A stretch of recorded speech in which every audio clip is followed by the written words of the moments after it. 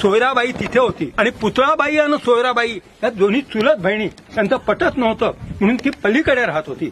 आणि इथे जी होती आता ती इंग्लंडची गुणवंताबाई जी औरंगजेबाने नंतर पकडून दिली. सोयराबाई, गुणवंताबाई आणि त्या ठिकाणी पुतळाबाई आणि शेवटची जी रूम आहे म्हणजे हे आहे काय BHK ब्लॉक तो हिचा सुनेचा येसुबाईचा शेवटचा. इथे समोर जे दिसतंय त्याच्या पलीकडे गार्डन होतं.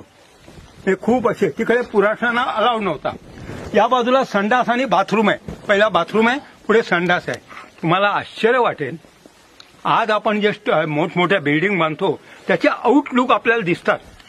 महाराजांनी ते कणसाई त्या दगडांमध्ये खोदलेले आणि ती विष्ठा खाली पडल्यानंतर खाली असा चौकोनी एक हे बांधून त्याच्यामध्ये मग माती टाकून ते खत करायचं, सोनखत, आणि त्याच्यावर समोरचं गार्डन. हे कुठेही घाण व्हायला दिली नाही.